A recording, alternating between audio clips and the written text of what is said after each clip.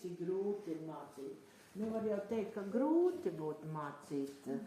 Nevar jau teikt, ka grūti mācīt, bet nav vairs, kas tā varētu teikt, nav vairs tādi bērni, kā bija agrāk, kad visi klausās, visi saprot, ko gribam iemācīt. Šodien vairāk ir telefoni, datori, un tāpēc tas grūtums ir, kā mācīt. Tu pēc tam rakstīsi, tu jau rakstīsi ar papīra. Es iesaku diktafonu, lai rakstītu. Nav jau grūti mācīt, bet ja tie bērni vairāk klausītos, ieklausītos, tad jau nebūtu nepavisam grūti. Bet prieks jau ir pa katru iemācīto rindiņu, ko iemāc, pa katru iemācīto reizrēķinu, ko iemāc. Prieks par to ir. Ka ir, es nesaku, ka grūti ir. Bet tādi ir bērni šodien. Tā kā šis jautājums mums apcilāts. Tad tālāk, kā jūs savaldāt bērnus? Kā mēs savaldām? Endī, kā es tev savaldu, ko?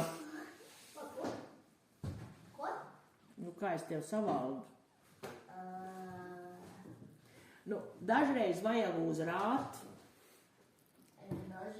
dažreiz ir jāpaliek klusu skolotājam, un tad bērni sāk domāt, kāpēc ir tāds klusums, un tad bērni paši savaldās, un dažreiz, ja bērni, teiksim, ir skaļi, tad skolotājs jautā pavisam klusu, un tad arī tie bērni paliek klusi, tāda savaldīšana.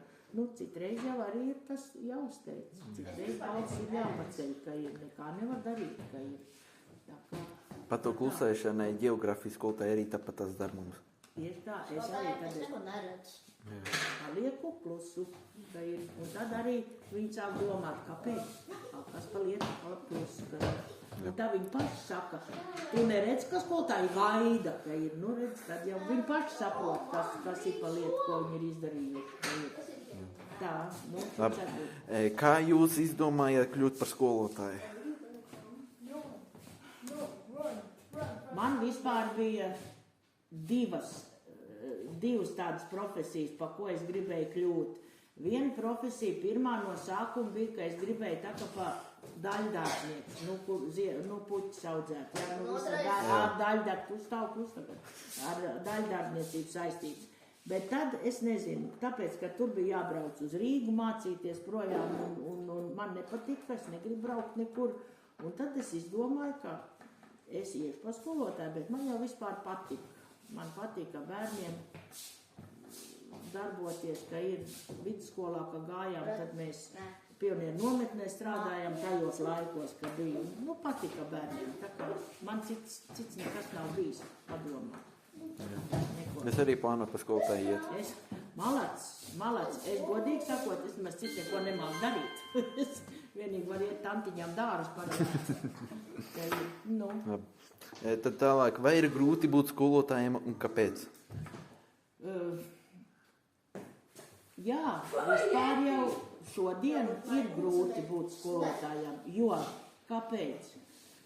Tāpēc, ka tagad ir tādas neskaidrības ar visām mācību vielām, ar visiem mācību materiāliem.